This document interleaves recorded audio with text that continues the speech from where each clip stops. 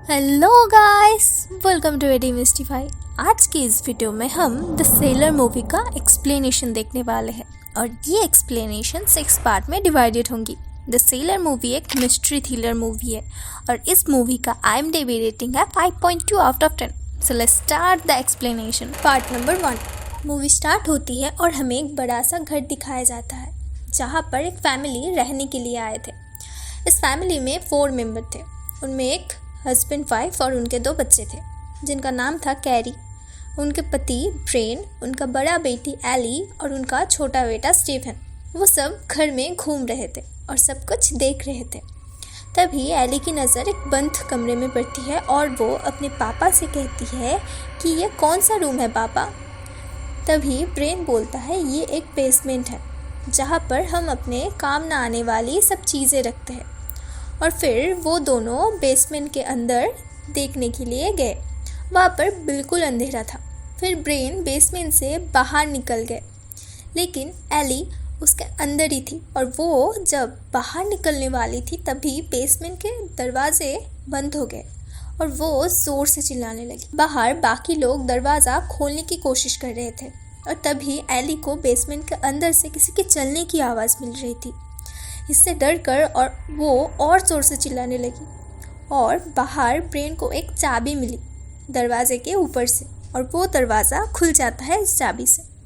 और कुछ देर बाद कैरी एली से कहती है कि मुझे और तुम्हारे पापा को काम पर जाना है, तुम अपने भाई का ख्याल रखना और उसे सुला देना टाइम पर।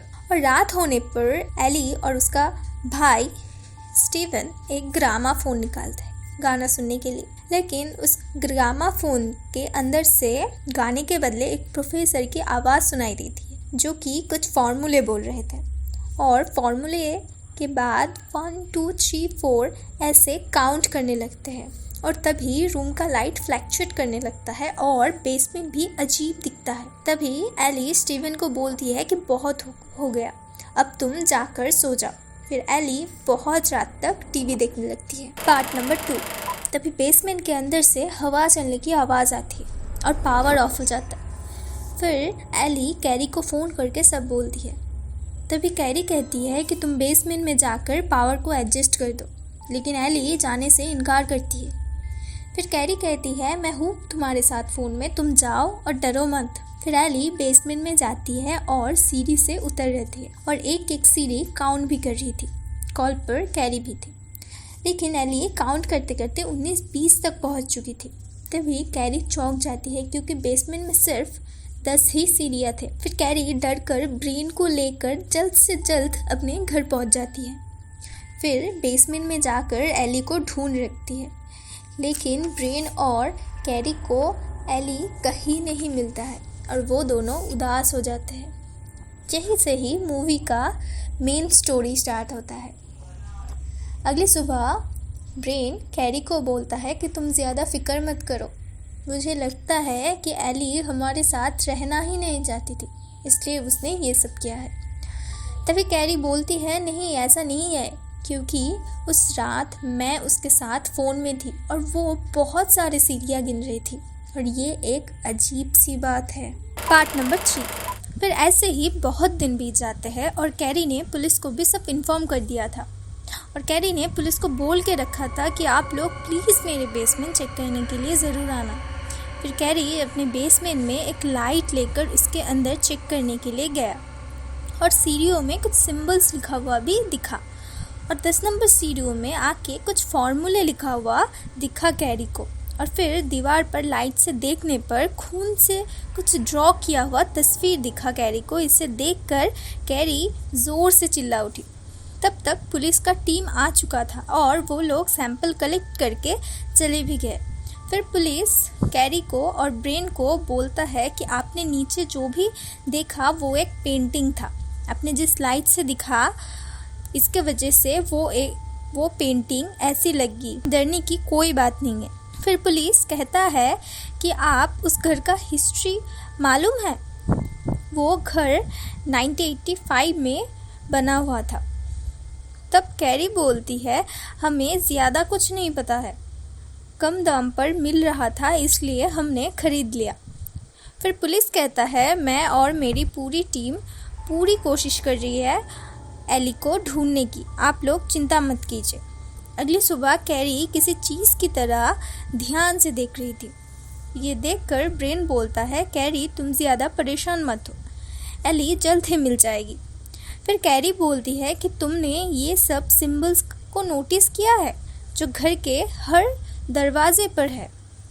मैंने कुछ रिसर्च किया है इन सब पर और मुझे एक अजीब सी बात पता चली कि ये एक औरत के बारे में है जो कि भूत प्रेत लेकर साधना करती थी। लेकिन ब्रेन ने ये सब पर ज़्यादा ध्यान नहीं दिया और वो वहाँ से चली गई। लेकिन कैरी को एक ही लक्ष्य था, अपने बेटी को बचाने का। इसलिए उसके घर पर सारे सिंबल्स का फ़ोटो लेकर अपने एक स्टाफ को दे देता है और उनको इनके बारे में पता लगाने के लिए बोलता है। फिर कैरी मीटिंग ज्वाइन करती है और उसके बाद स्टाफ से पूछती है उस काम के बारे में और स्टाफ बोलती है इस सिंबल्स का इंडिविजुअल्स कोई मतलब नहीं है, लेकिन इन सब को मिलाकर एक समुद्रिक राक्षस जिनका नाम लेविथिन था उसको दर्शाता है। Part number 4। उसके बाद कैरी घर आकर इसके बारे में रिसर्च करने लगती है। फिर कैरी हॉल रूम में जाकर एक तस्वीर देखती है जो जॉन का था, इस घर का पुराना मालिक। और उस तस्वीर में जॉन अपने हाथों को कुछ अजीब तरीक़ों से रखकर खड़ा हुआ था और उसके हाथ पर एक टैटू भी था। फिर रात को कैरी जॉन के बारे में सर्च करती है और उसे पता चलता है कि जॉन की पूरी परिवार में सब लोग गायब हो चुके थे अजीब तरीक़ों से, सिवाय उनके बेटी रोज़ को छोड़कर। फिर कैरी उस फॉर्मूले को लेकर एक साइंटिस्ट के पास जाते हैं जिनका नाम था बेन।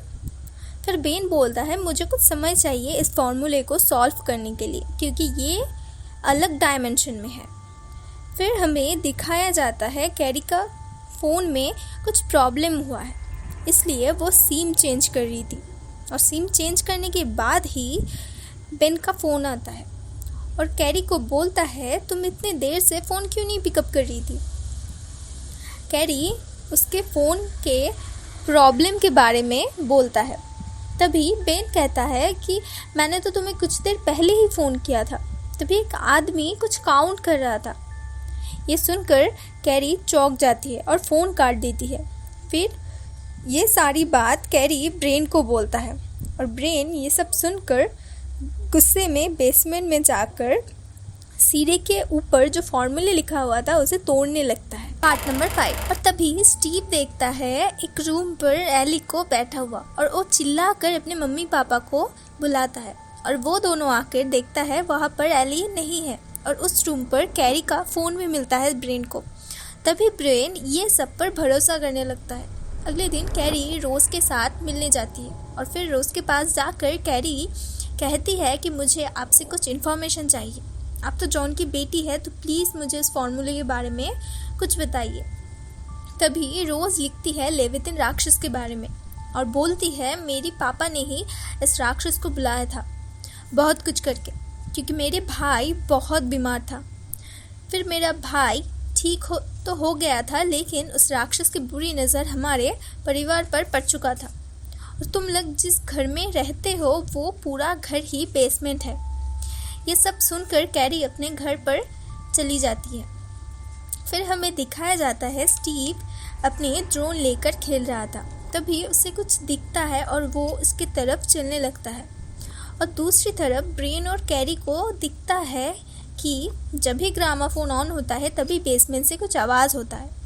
इसके बाद स्टीव बेसमेंट में जाकर अपने ड्रोन लेता है। तभी उसे एक परछाई दिखती है और वो ज़ोर से चिल्लाने लगता है।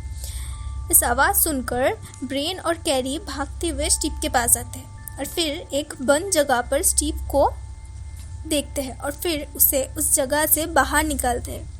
तभी स्टीव का पूरा शरीर गर्म हो चुका था और उसके ऊपर एक स्टार ड्रॉ किया गया था और स्टीव अजीब तरह से हंसने लगता है। इसे देखकर कैरी डर के ब्रेन के पास जाते हैं, लेकिन ब्रेन भी 1 2 3 4 ऐसे काउंट कर रहा था और बेसमेंट से अजीब तरह की आवाज़ आ रहा था। जैसे कि कोई बुरी शक्ति प्रकट हो रहा है। इसे देखने के लिए कैरी दूसरे दरवाजे से बेसमेंट में जाते हैं। Part number 6। लेकिन वो कहीं और ही जगह पहुंच जाती है जहां पर इस बहुत सारे इंसान जो काउंट कर रहे थे और चल रहे थे। इसके बीच से कैरी एली को कैसे ढूंढेगी ये सोचकर कैरी बहुत उदास हो जाती है। और फिर उसे एक पैरों पर टैटू दिखती है और वो एली का ही था। कैरी भागते हुए एली के पास जाते हैं और उसे होश में लाने की बहुत कोशिश करते हैं और बहुत कोशिश करने के बाद एली को होश आता है और वो दोनों भागते हुए अपने घर चले आते हैं और फिर सब कुछ नॉर्मल हो चुका था और वो सब बहुत खुश थे। फिर बाहर का दरवाज़ा खोलने के बाद उन सबको वही जगह दिखती है जहाँ पर लाख लाख इंसान चल रहे थे। मतलब रोज़ ने जो कहा था कि आपके सारा घर ही बेसमेंट बन चुका था वही सच हुआ। ये सब उस राक्षस की बुरी नज़र में आ चुके थे और वो कैदी बन चुके थे और मूवी यहीं पर ही ख़त्म होती है। Thank you for watching. Bye bye.